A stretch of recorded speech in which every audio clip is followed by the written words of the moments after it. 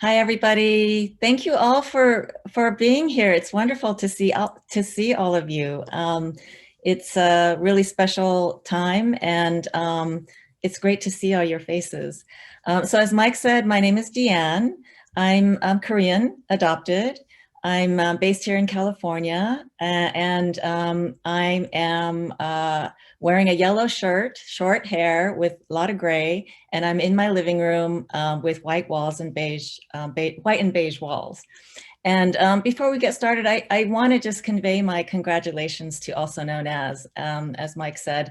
Um, I feel like my films have entered the world and grown up alongside Also Known as, and I think it's a tremendous um, milestone, really, that Also Known as you're celebrating your 25th anniversary. And you've supported not only my work, but so many artists and filmmakers and writers and our community at large. And really, we all appreciate, I think, the pioneering work that Also Known has done in both creating our community and continuing to create opportunities like this to build our community. So thank you and congratulations. So I just want to wave our hands. Thank you. Congratulations.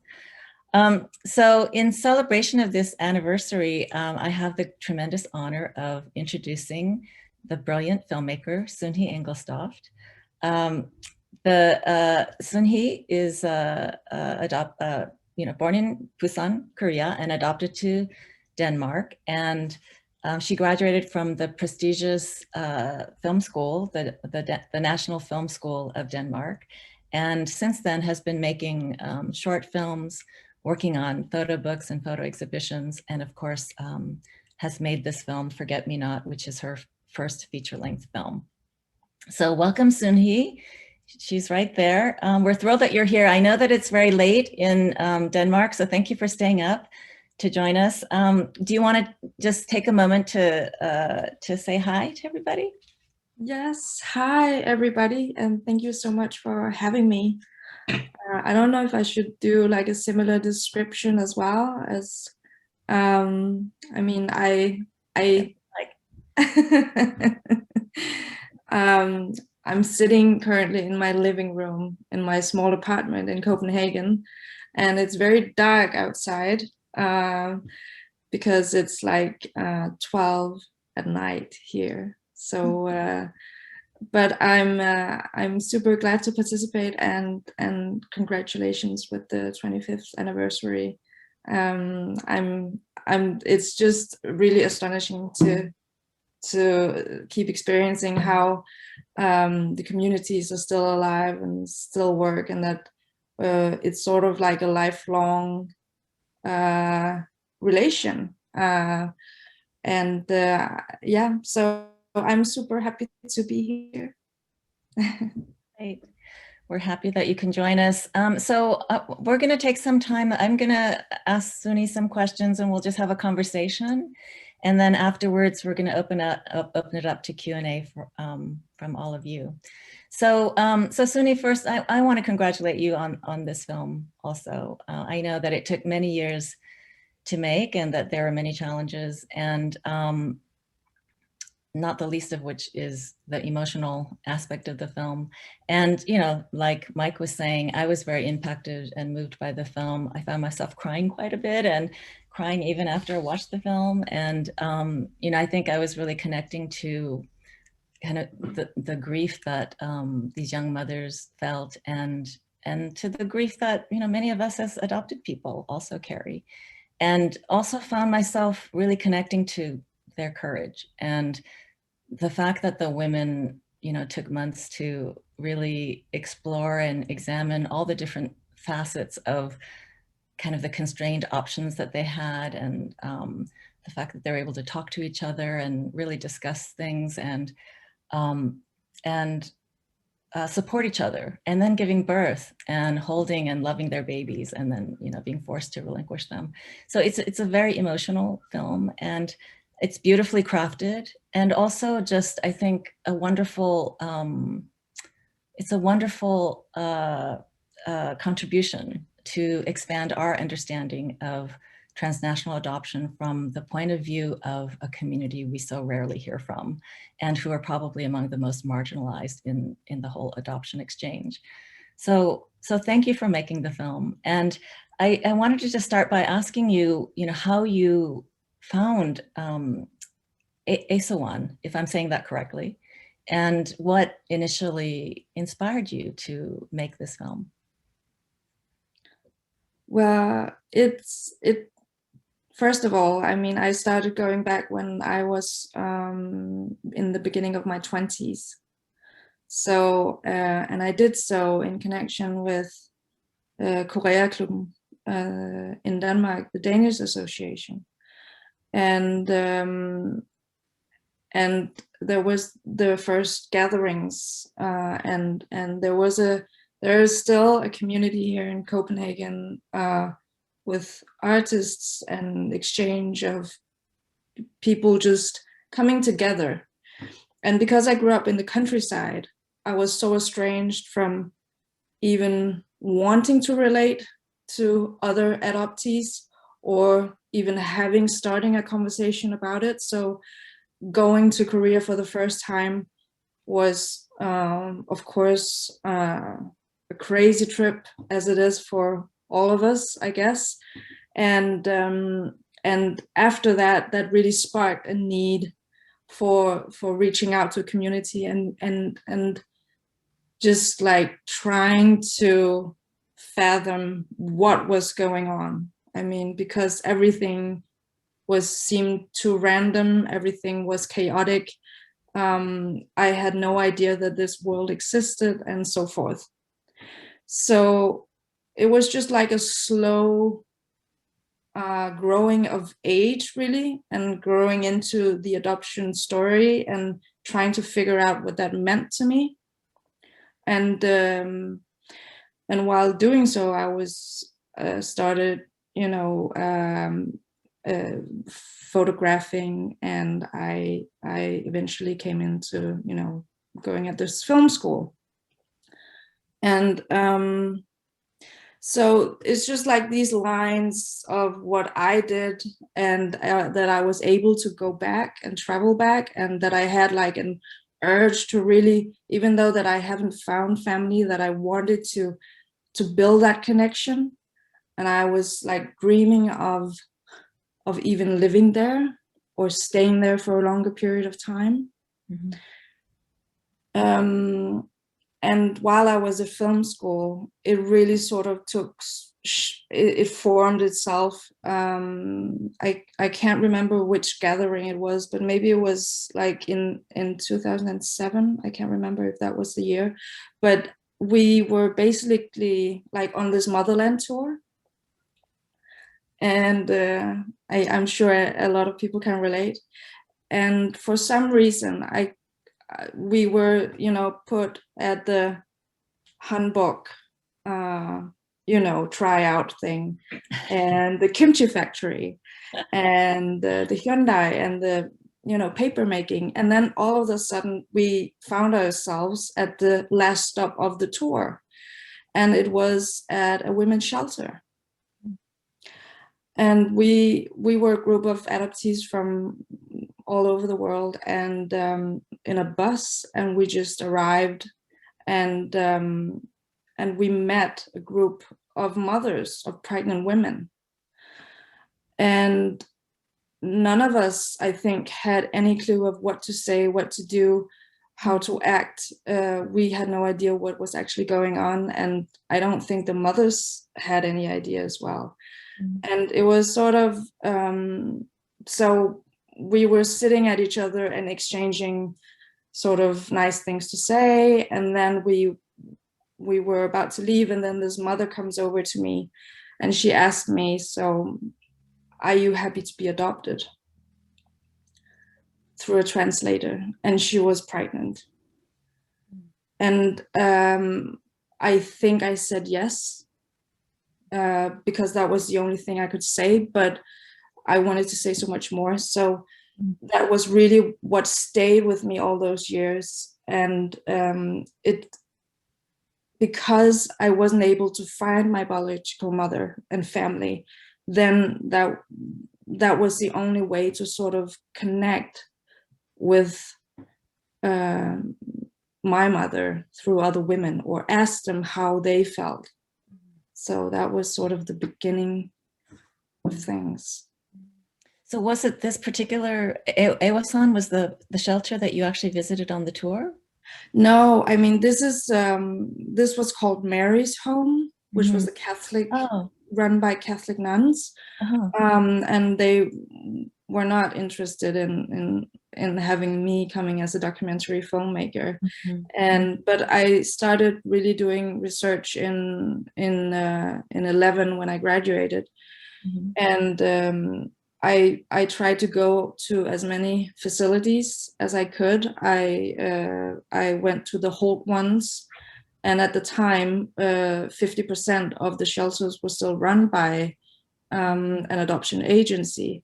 So there was around 50 shelters at the time, and half of them, so 25, and there was a very big difference in the condition and just in the atmosphere, and from the agency run institutions and the private or independent or government facilities. What made you decide on this particular facility to focus on this particular? Was there any personal connection to your own story with this facility, or was it the fact that it was no. I'm from Busan, and I went to Seoul, and I went to a few facilities there, and I went all around the country. But for some reason, Seoul is like a beast. I mean, it's crazy big. I can't find my way.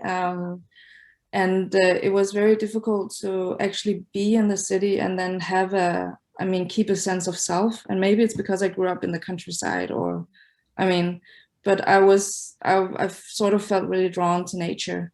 And then a friend of mine told me about another adoptee. She told me about the shelter down on Jeju. And so I went there. And when I came there as an adoptee, the Mrs. M, she just sort of greeted me in this fantastic way.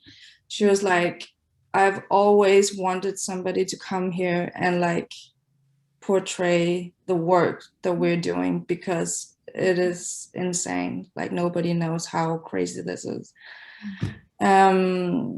And I thought, wow, well, if you have somebody with that attitude, and she was running the shelter herself, so she didn't need permission from anyone anywhere else.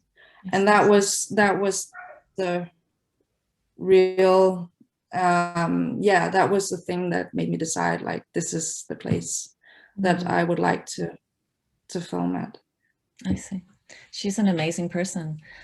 You know, what's striking about, among the things that are striking about the film is kind of this immersive quality. It's so intimate and on a day-to-day level,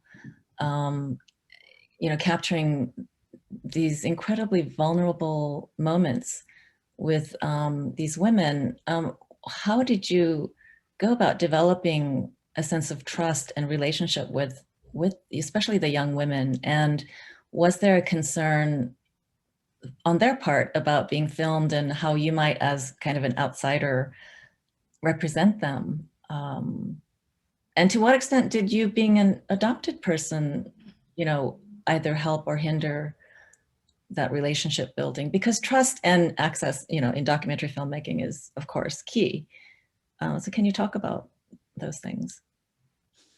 Yeah, I mean, I thought I was gonna live in Seoul and then travel to Jeju and then go for trips where I stayed there and filmed.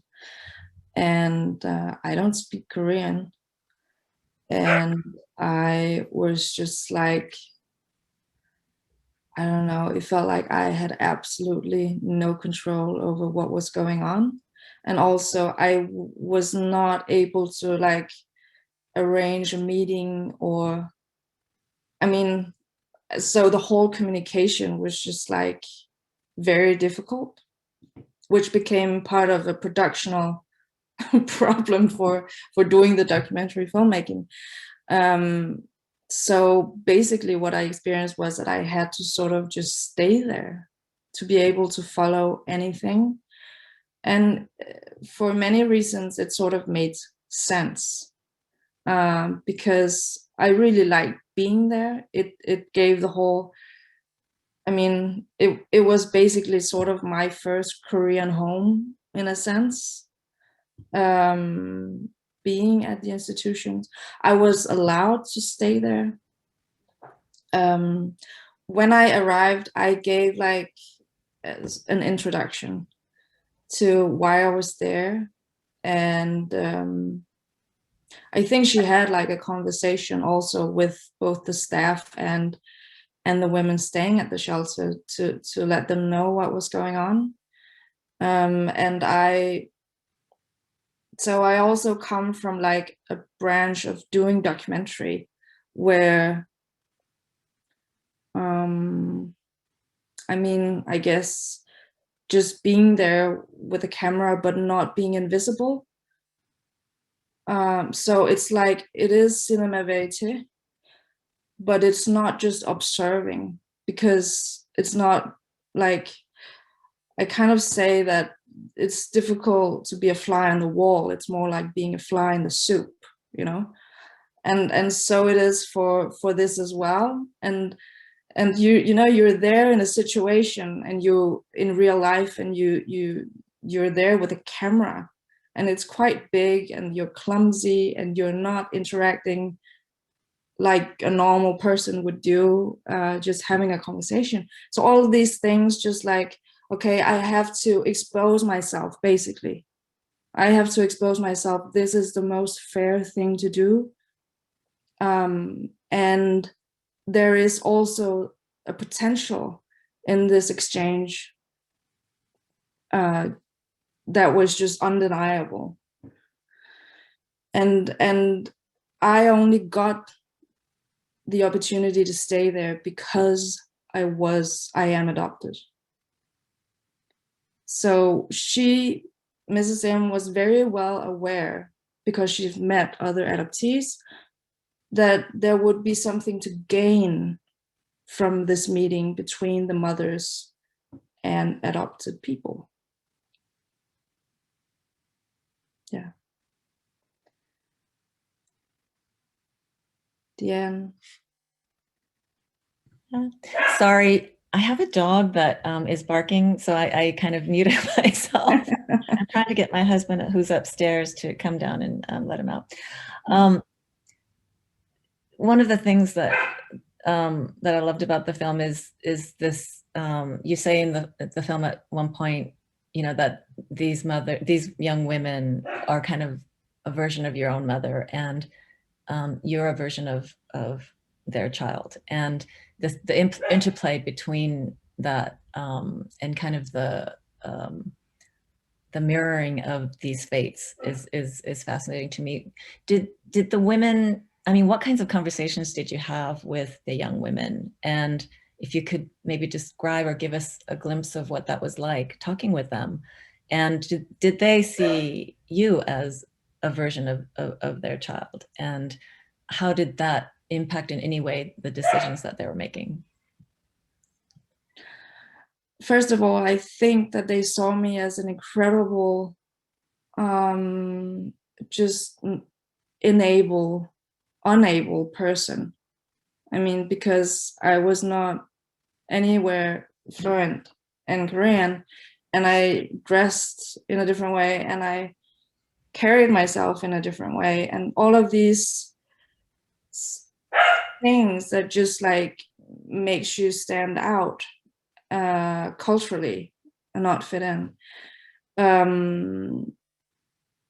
remember that they would sort of forget that I didn't belong, and then they would start talking to me in Korean, and all of these small things. So the language barrier became sort of a thing where it's like a shield, the language. So if you take out the possibility of actually talking together, then there's like this sea of of of of communication that goes on beneath that. And I think like this was a weird, just a world opening up uh, under very difficult conditions, I guess.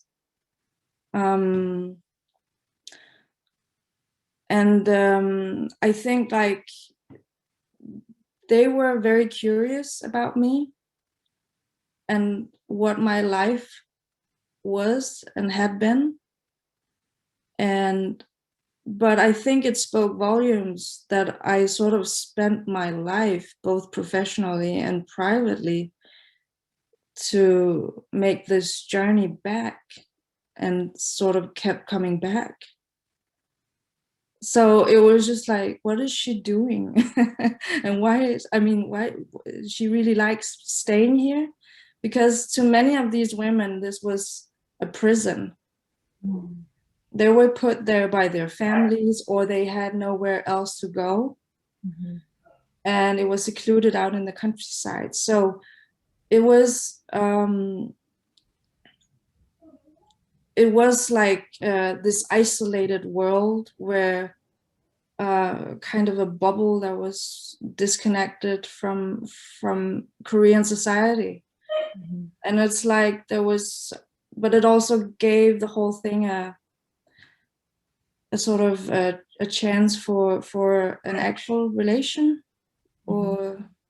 Or they of course wanted to know if I was happy being adopted, but they were also they also just really felt sorry for me that I did not have contact with my biological family or my original family, and they wanted me to have that.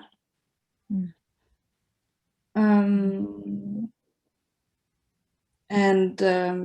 But I also observed how estranged I was from them, or being together in a room with Koreans or Korean women, and Korean women taking care of their babies.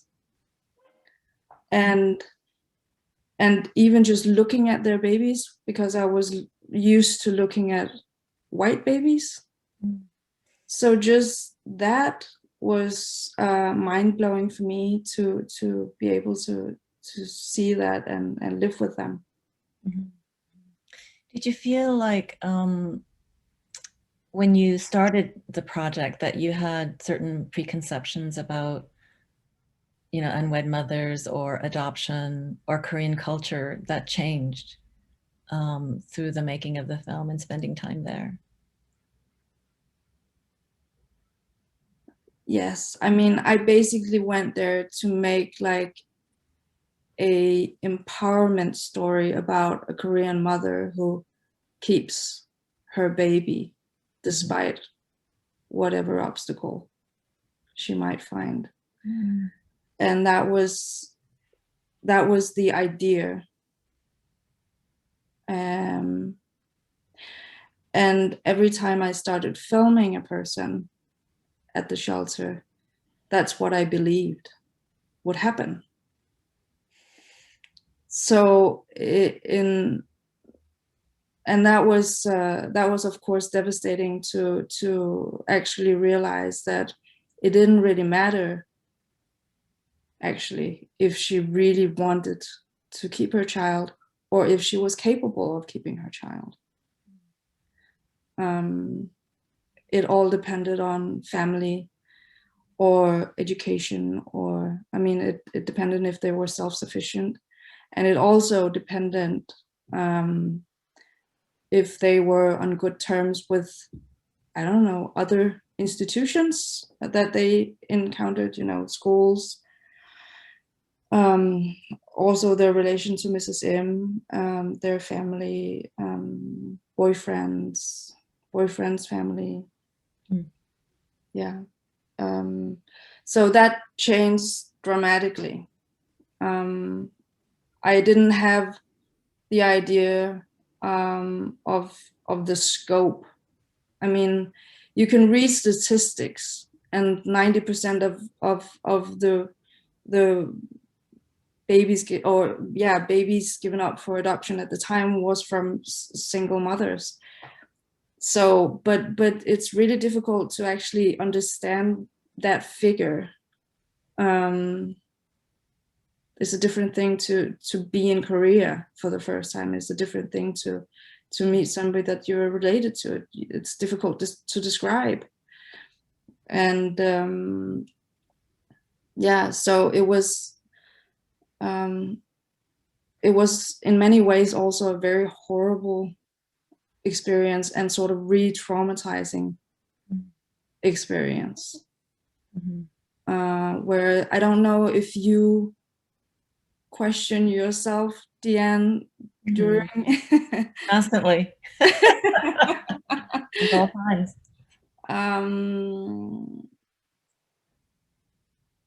Yeah, and I don't know if I was. It's like when you experience a trauma or you experience something traumatic that's happening in front of you, then you film it, and then you go back, and then you look at it, right, for like 50 times, and then you translate it, and then you find out there's a whole different layer or 20 layers beneath that that you had no clue was actually happening there, but you could sense it. Yeah. So, I mean, the positive thing is about this process, I don't know, for me, but I want to ask you this, is that you can actually, that the one thing that you can actually hold on to is like your gut feeling. Yeah. Well, you know, I don't No, want no. to interrupt you, but that leads me to ask about a particular scene that was particularly striking and left an impression on me, which is when one of the young women, S, you know, relinquishes her baby to the pastor and his wife. And, you know, you're filming, the baby's been handed over to the new parents, and the young mom is just weeping. And you're filming, I assume that's you filming. Yes, that's filming. And it's such an incredible moment. Can you walk us through how you were processing that in the moment, and then you decide at some point to put down the camera and just be with her? Walk us through what you were thinking and feeling at the moment. It's a very moving moment, you know, and I was just, yeah. That gets me every time, actually, still. So it's, I mean, we woke up and in the morning, and all of a sudden, I mean, it's, I don't know if you recognize this, but things can just like happen in Korea. Things just happen all the time, and it's I don't know who's having the schedule, who's having control of that. So, but so all of a sudden there was just like, okay, today is the day. You have this couple picking up the baby. Just out of the blue, today's the day. Today's the day, yeah. So she got a few hours notice. Oh my gosh. Yeah.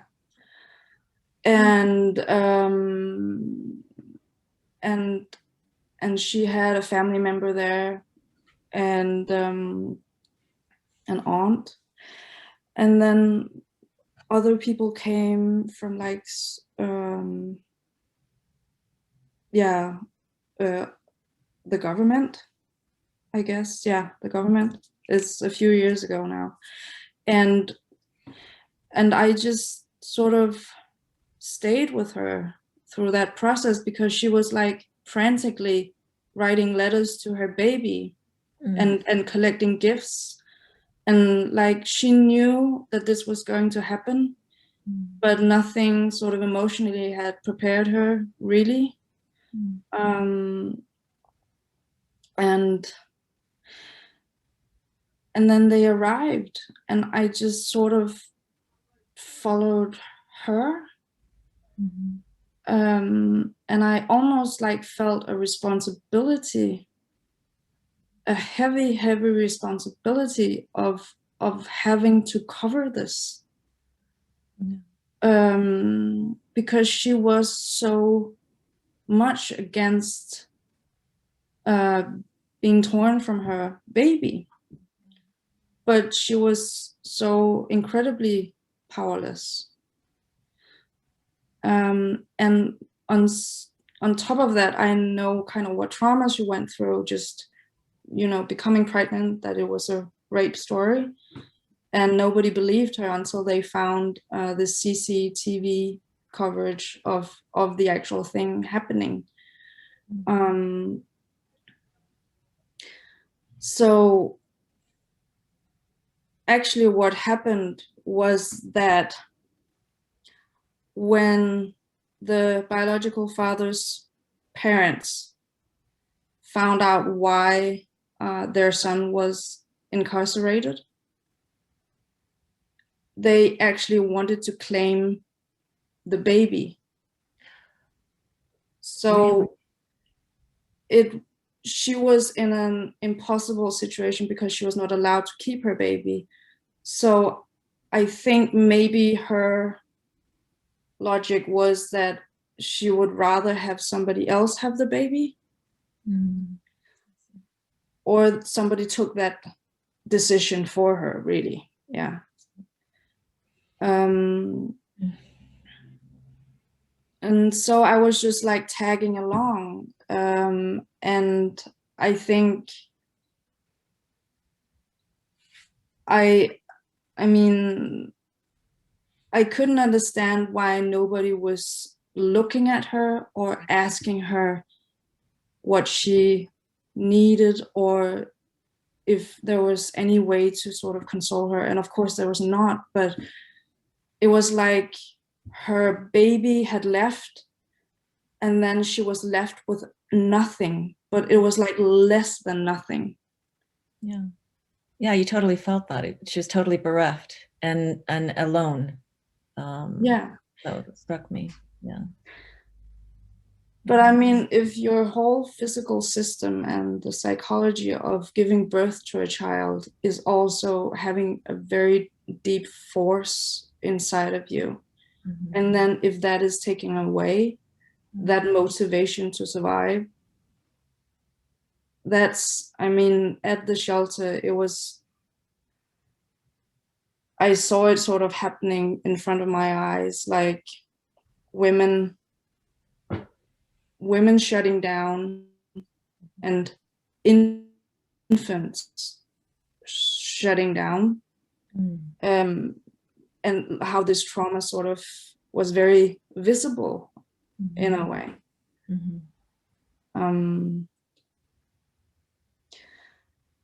And I stayed in contact with her, and I'm basically not allowed to have contact with her anymore. Oh. Because she is in an other institution. I see. Now, so yeah.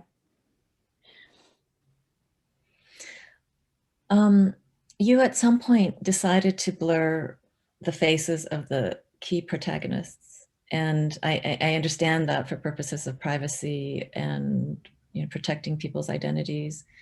Can you talk about,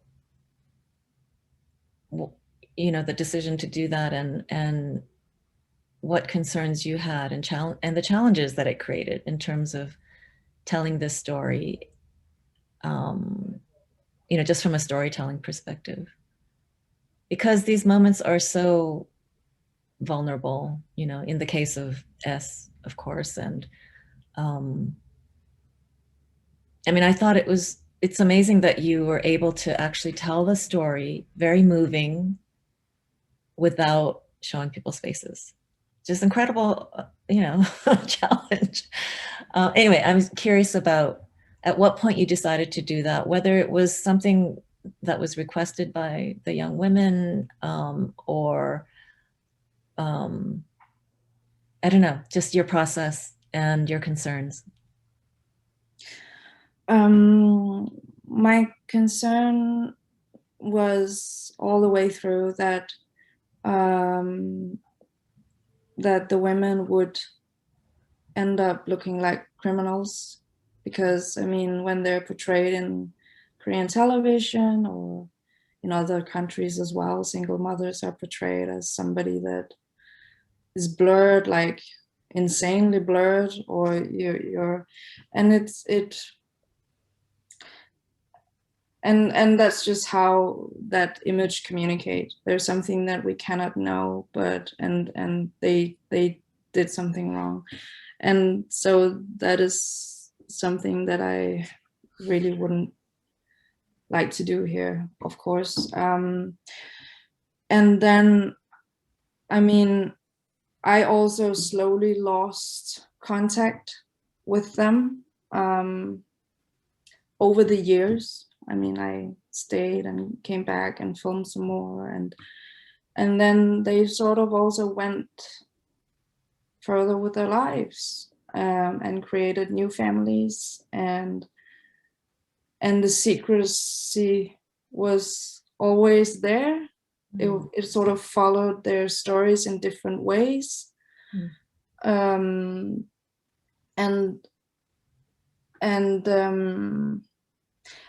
so I wanted to protect them from any harm that it could cause, and then still tell their stories, and also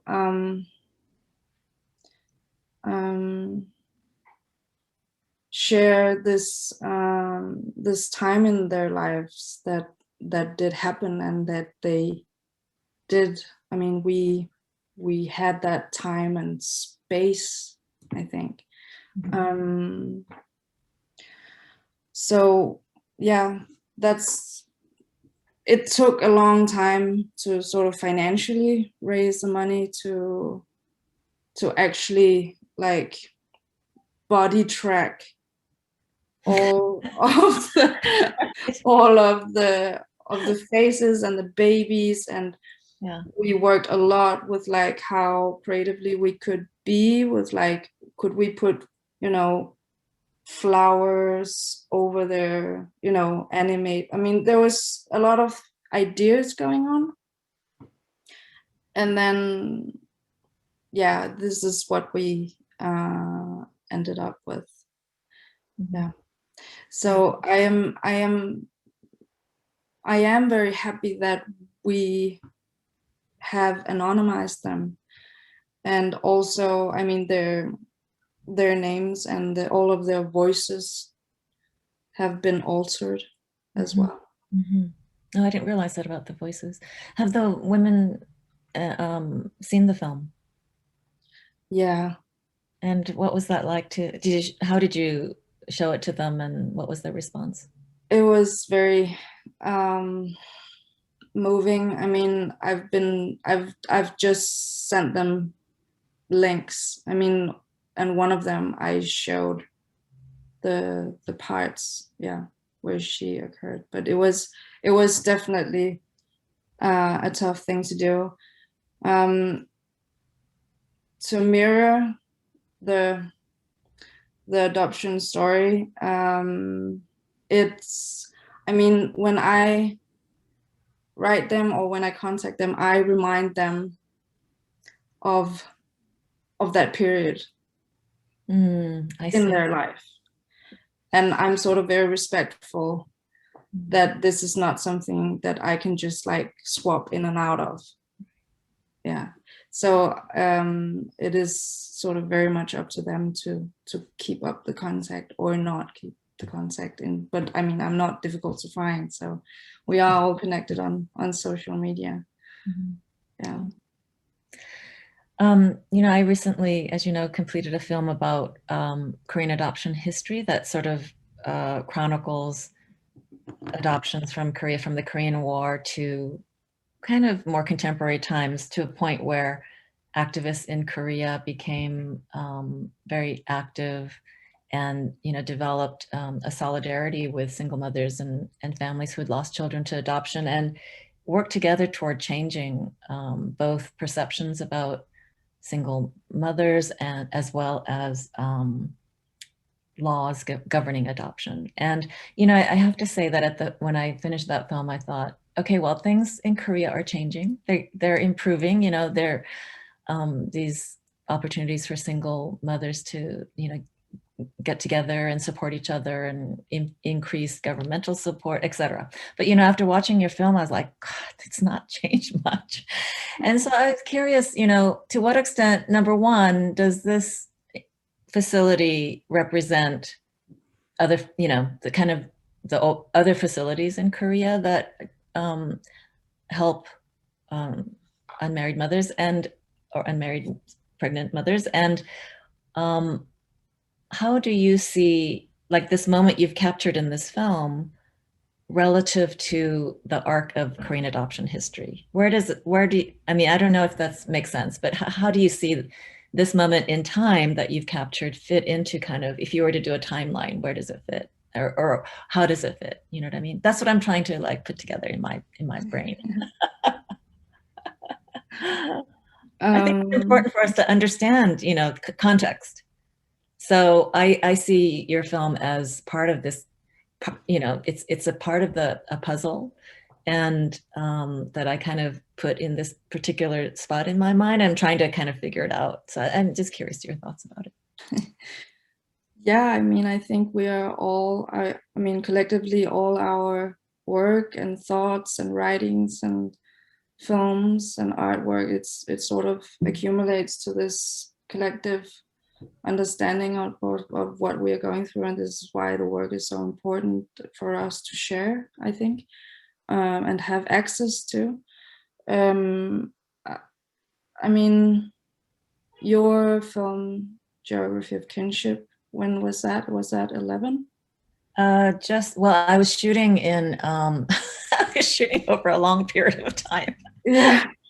Oh gosh. How long? Yeah. Oh, over a number of years. Yeah, I was probably shooting in 2011, Okay. 2012, 2017, 14. But I mean, it was yeah, I mean, the unwed mother situation today, I think, seems to be emotionally timeless. But of course, there are specific conditions of what happened. I mean, you had the young women, you had all women who was not able to have birth conception. Birth control. What's it called? Sorry. Contraceptive. Contraceptive. Birth control. Sorry. Yeah, birth control. So and they just legalized this last year, at the end of last year. So things like this is changing. I mean, they were getting they were having abortions, and it was widely sort of practiced, but it was yeah, that was not really. I think that, I don't know, my film, how that works into sort of like American context, if you can call it that, or American understanding of what adoption is. I think I've been so isolated for a really long time on doing the film, because it took like 8 years, and it's like digging yourself in a little hole, and then I'm sort of still coming out into the world with the film, and see how, you know, the community is reacting to it, and we are having I think a distribution deal in Korea that was supposed to happen almost now, but is pushed because of COVID to May or June. Mm-hmm. And just the fact that Koreans want to see this film in Korea, and that we had support for the film in Korea, seems to be also the next step, in a sense. I mean, we are all connected, Europe and the US and Australia and I mean, everywhere. But having, how do we translate all of our experiences and connect that better, or with Korea? So I'm really curious about sort of building that, and if the view on us as Koreans, or adopted Koreans, or Koreans, that we are accepted as Koreans. Mm-hmm. I think that would be a massive difference as well. I mean, when I think about your work, Deann, and that was the first encounter that I had with any adoptee who was the storyteller. Mm-hmm. I mean, just the fact that you picked up a camera and told your story. I mean, how was it back then? This is probably before you were born, right?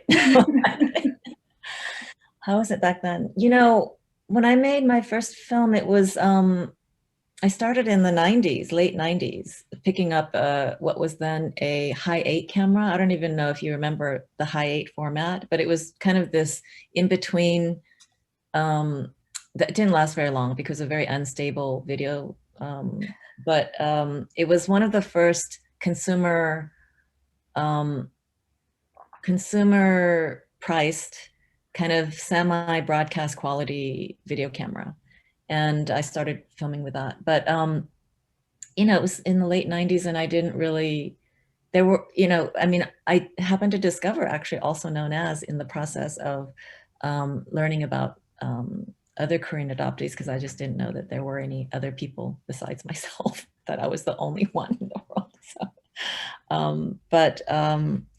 you know, I think it's wonderful. There's many new films being made by adoptees about a variety of different aspects of this experience, and it's wonderful to see, you know, your film, and I know there are a couple of other new projects in the works, and I'm excited that your film is going to be seen in Korea. I feel like it has so much potential to spark dialogue among you know, not only, you know, the general public, but specifically, you know, among single mothers or single parents, and has the potential to really open minds. So I'm excited about that. Please keep us all in the loop about the Korean distribution when you have a chance. Hey, Deann, can we just a good time to interrupt with some questions? Sure. Yes. Yes. So let's open it up. I know I have like a list of 20 pages of questions for Suny, but yes, let's open up to others. So go ahead, Mike. And I'm just going to read some out because that will just like speed us along. I just wanted to start with a couple of, there's quite a lot of interest in that home. And so one question that I've gotten from several people is whether while you were there, did any of the mothers that were there, did any of them keep their child? Yes, there was a growing group of women where that happened as well, but and I actually still have contact with them and see them whenever I go there. So what also happened was that what she recommended for the women to do, regardless of age, was that they would be educated as a nurse, because that would give them just a sort of level of paycheck and training, and they would have a life that would sort of be doable in terms of taking care of their child and providing for it, and having stability in their lives. So so the ones who succeeded with that are doing really well. The ones who kept their child regardless of what their families would tell them to do, the families came around. And one of my points, I think, that I forgot to say is that, I mean, with the anonymity, is that you can't, I mean, it's a collective knowledge in Korea. And I mean, the girls were posting their images of their unborn baby, you know, on Facebook or on TikTok or on, I mean, all sorts of social media platforms. They were thrown out of school for being pregnant. So people knew, teachers, doctors, parents, extended family to some, I mean, so and their friends. So everybody knows what's going on, but they're just not talking about it. And this is, of course, we should be able to tell these stories, I think, and still protect the women, but it is also something that needs to be talked about. And yeah, so that was way off your original question, Mike. No, that's totally good. There was another question related, which is from Kiyomi, which is about, so this home was in an independent home, and, you know, maybe Deann, you might have some insight also. What's the difference between, like, say, the independent homes and, say, the ones run by Holt or other adoption-related agencies? I was going to ask that question too, Suny. Well, the big difference was that there was an expectancy of women giving away their children. So I interviewed multiple women who sort of told the same story, that they were allowed. I mean, if you're in trouble, you call up a shelter, and then you have like your first a conversation with a social worker. And at the Holt facilities, they would ask very directly if the women were willing to give up their children, or if they planned to, or I don't know how they put it, but there was definitely a pressure of that going on. Back in time, and I don't know when it shifted, but back in time, I know that when the women would then stay at a shelter, being pregnant, giving birth to a child, having all those expenses paid by Holt, they would demand to have that amount back if the women wanted to keep the child.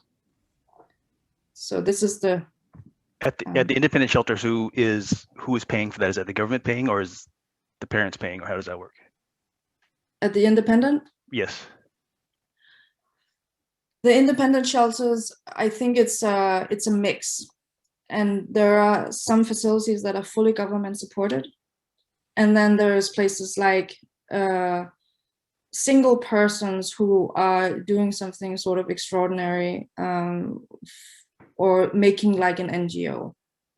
So Mrs. M, she would have some governmental support, but she wouldn't have steady governmental support. It would only be some of it. So she started, you know, different other adventures, like having a kimchi production. So I mean, it's all, I mean, so we would all make kimchi, together. And you know, of course, it's impossible to think about, I mean, how that's just not right. But in that logic of how, I mean, getting things going, and I mean, so all the women, we were all making kimchi so we could sell it, so they could have support. She got a lot of volunteers coming, so she was sort of constantly looking for capacity, teaching capacity, just people wanting to donate and stuff like this. I should, about the first question, sorry, when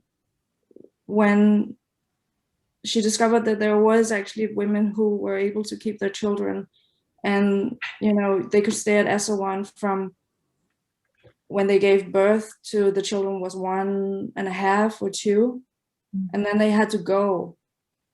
So because they didn't have any place to go, often they would need some place else to stay. So she funded another shelter for women with bigger children or older children, and that's, then it sort of became like, I mean, you can see how the parallel society sort of grows. Then you have like this group of unwed mothers and the single mothers with their babies, and that's happening as well in Seoul with a few facilities there. So it's like small communities tucked together who have the same living conditions.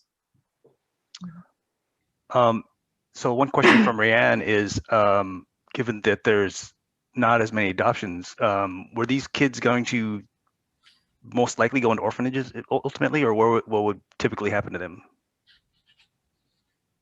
the babies? The babies, if they would go to orphanages, I know it's a very simple question, but it's a very difficult one as well. I mean, because they wouldn't actually go to orphanages. I think they would go to HALT. They would go to the agencies who had like nurseries for the young ones. Yeah. And then they would stay there until they were ready to go or be adopted, either nationally or internationally. So they didn't really end up in orphanages. Right. So this ties into another question, which I think, so it's kind of circling around the same question, which is what's happening to these babies is, Peter was writing that he was very troubled about the man who threatened his daughter, his stepdaughter, and said he was going to put her child up for overseas adoption. So he was wondering, like, did you hear, was there that kind of threat pretty common? And like that kind of ties into the question of, you know, is there like a channel here where some kids are put up for overseas adoption, some kids are in orphanages, and then some are maybe, you know, attempted to be adopted domestically, which we know those rates are very low.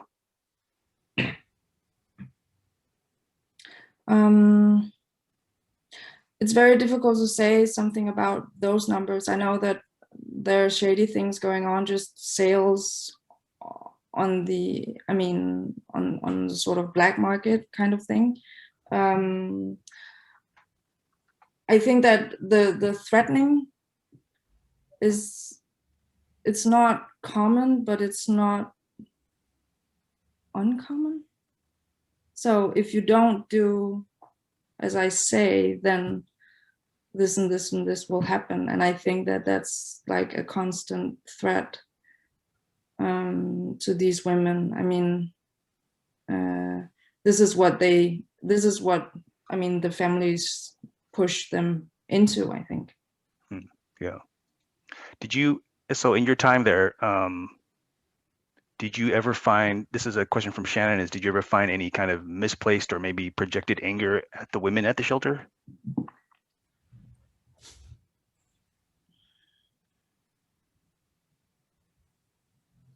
I think because of the personal distance, that they were not my mother and I was not their child.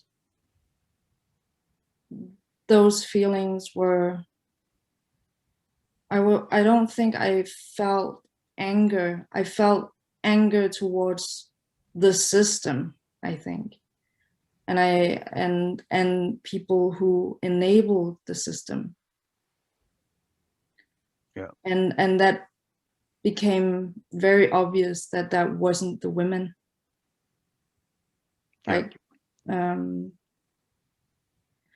but I can recognize anger because I've been fueled by it. And that's also, I think, because of the separation from my mother and my own adoption story, I think anger has been a tremendous help to sort of survive this. And I think I see everybody as survivors from their adoption, really. I mean, so I'm not estranged to anger. Yeah. I think it's very hard to watch a film and not have a lot of anger around it, with a bunch of other stuff also. There's a couple of questions that people were interested in the mothers in your film. So the woman who was known as B was not happy about kind of taking a sister role, right? Where I think her dad was going to say he was the father. And just what were your thoughts about how that was playing out? And the question was just whether you were surprised by B's reaction to that. Well, first of all, I thought that it was insane, in lack of a better word, that they could register as the baby's parents and they would have one witness to confirm that. So they would pick the best uncle to go there and then write the baby into the family tree. And that's one of the issues in Korean society, that there is no baby registration that is working in favor of the babies, basically. Yeah. Or everybody involved, actually. It shouldn't be up to every family to have that choice, I think. And then Juliet has a question about S. What was the underlying reason? I think we just saw S as her baby was being taken away. What was the reason that she wasn't allowed to keep her baby? Was there something specific? She was seen as too young, and she had a slight handicap. But I mean, it wasn't something that wouldn't be. I mean, it was doable. I mean, her family didn't want the baby. Yeah. And so, question I had from a couple of people is: would you say overall, most of these women would have kept their babies if not for some financial reason, if they had, say, more government support financially? I think like what I encountered was that it's so embedded in Korean culture now that it's okay that you send your baby away for adoption. And I think that's what needs to be challenged, that it's not. And of course, what really sort of dawned upon me while doing this film, which is sort of logic, sense, is more that if you make a system where the babies just sort of disappear and the problem disappears, then you're not encouraged to build your infrastructure and take better care of your population. And I think that Deann, you've been, telling the history of the development of the adoption story and how it came to be the way is or was is such an important piece in trying to understand why it is that way, because it's, I mean, we're in 2021 and it's still happening, and we're seeing a lot of things going on in Korea as well. And the latest sad news about the baby that died, and the President Moon's perception on adoptees, I think, speaks volumes. And so, Deann, this might also be a question Yes. that you have input on, but very specifically, Suny, I understand that you had told me once that your film was slated to be in a film festival in Korea and got pulled because it was seen as too controversial. What, you want to just talk about that a little bit? Yes, it's quite painful still, actually. But I mean, so we got the funding from Korea for doing the film. I mean, so in the process, we were sort of making sure that it was a film that was also going to be available in Korea, and everyone who participated in it. And then when we were done with the film, I mean, 5 years later, things had sort of changed a bit, I think. And so it was accepted by a programmer, a female programmer at this festival. And then we sort of just, and I mean, it was 2 weeks or something away from premiering. And then we just got like an email saying that it had raised a discussion on a higher level, and we didn't really get an explanation of why they pulled it. And that is why it's such a breakthrough if we actually get this distribution in Korea, which is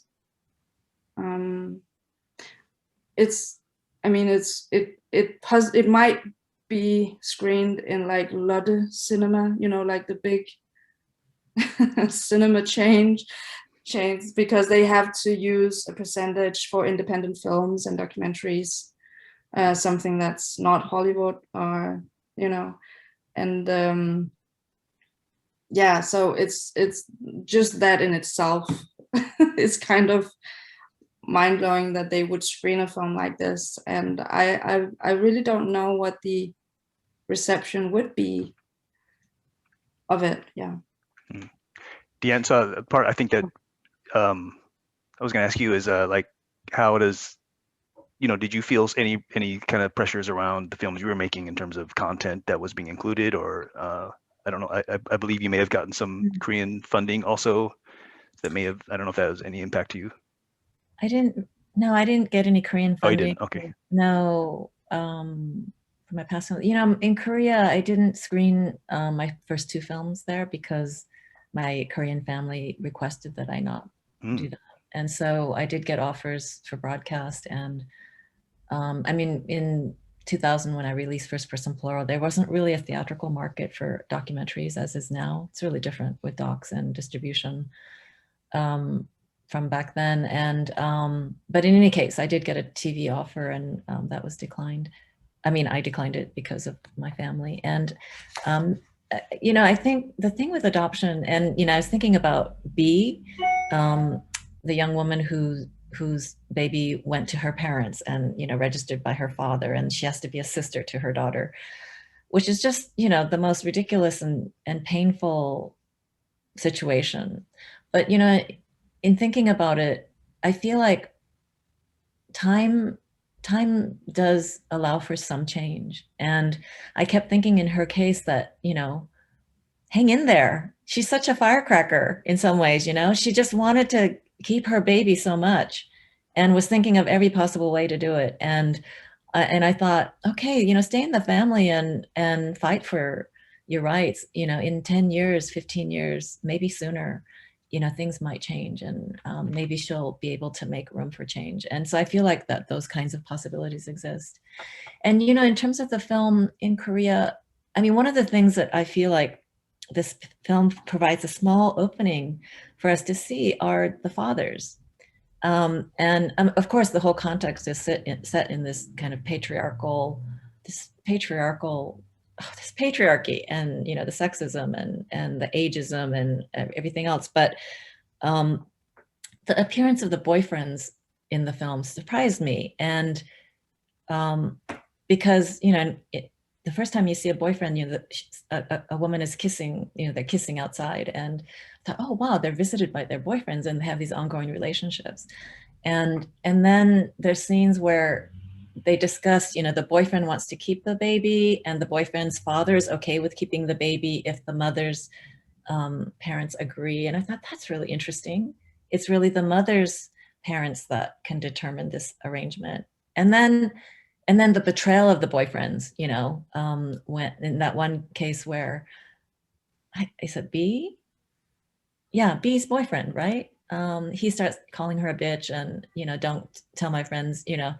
I thought, shit, it's like, God, I don't know. So you know, I think to the extent that this film opens an avenue for us to consider the father, which is not really discussed. Can you speak about that, and what your thinking is about the role of the father in the picture? Well, it was like when you dealt so much with like the trauma of losing your mother, and in some ways I got a lot of answers that I never thought that I would have. Then I mean, it sort of gave room for this other need of exploring the meaning of the father, and I just, there's just like zero information about them. Right, and no, because they can stay invisible, right, which is convenient and probably like deeply traumatizing as well. I got one reaction, which was, that was sent to me directly, which was, where the F are the fathers? exactly. Which I thought pretty sums it up. Well, they're not encouraged so much. There are different obstacles, of course. If they're young, they're young, and also if then there's the military period that they have to go through, which I think if you watch Korean soap operas or series or things, that you can see something about those things, what that does to a young man's life. And I think there's a lot of things to be said about that. But I don't know what the fathers are. I mean, I tried to talk and interview men in Korea. I started doing that, and then I sort of had to stop because it was a bit too painful, even. I mean,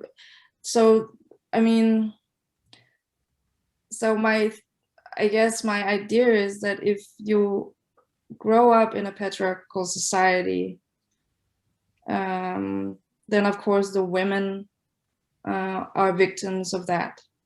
But I think that men are too.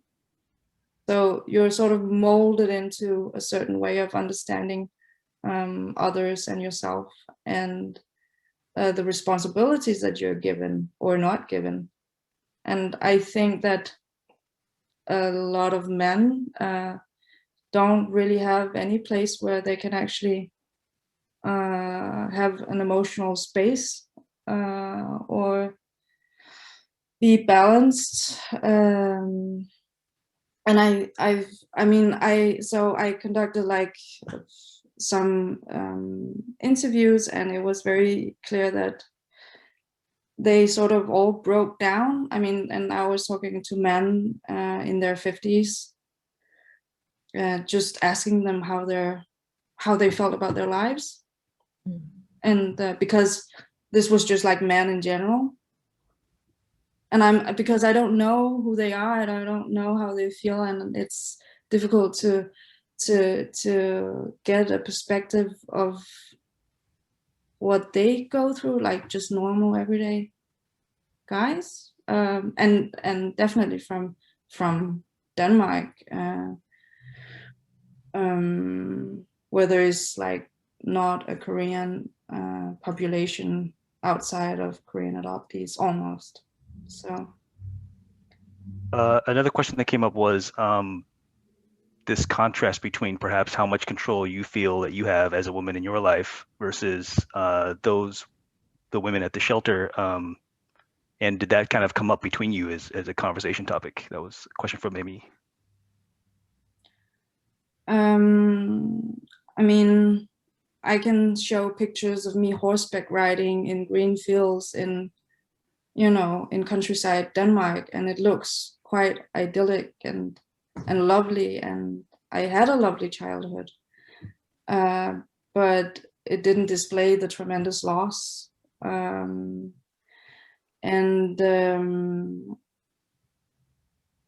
it's always difficult to explain something for somebody who's not exposed to the same life condition.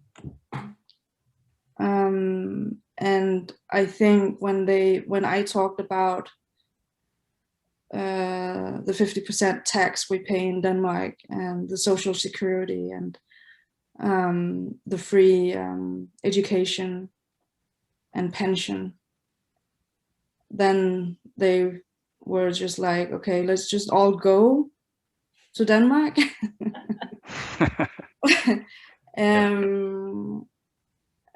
And at the same time, they could see it was so obvious what they felt I was lacking, or I mean, that I didn't have in my life. Yeah. But it's also, when you look at this, I mean, so one of the things that is difficult for me going back is because the longer that I stay in Korea, the more I'm aware of what I've lost, and there is something to gain from the acknowledgement of knowing what you've lost and sort of feeling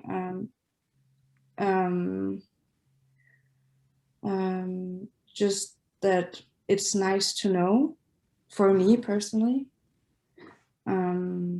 But there's also this, of course, it's lost, so there's a lot of grief involved with that. But I feel like every time I go there and I have my work there as well, I feel like I'm sort of conquering something back that is mine, Yeah, or that is ours. Yeah. Right. This might be the last question, is from Chris, which is what are the questions you want your audience to take away after watching this film? Oh no. Just blame Chris. I mean, I think what the film is able to contribute with is the perspective of the women, and I mean, it's so these are real persons, and every adoption has this kind of story. And I think when I re-watched your first film, Deann, I was so reminded about, like, I mean, in a sense, we are all very special cases, but within our community, we are, it's very normal. So I often say that there's nothing different about my adoption story, even though that it might seem spectacular to some, and to see the greater picture. I think, like to see that there's a structural issue that needs to be addressed, and that we are actually able now to share these stories and relate them to others than ourselves. I think is really a good perspective in sense of change. Yeah. Which is inevitable. I just wanted to let the two of you have a kind of a final comment, either on, you know, how people can get in touch with you, and also whatever, if you have any social media handles, and what your next projects might be.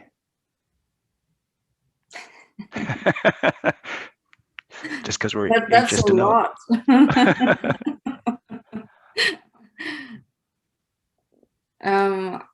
I mean, I'm on Facebook and Instagram, and I think it would be lovely to connect with everyone who wants to be connected there. It would be good to create new friendships.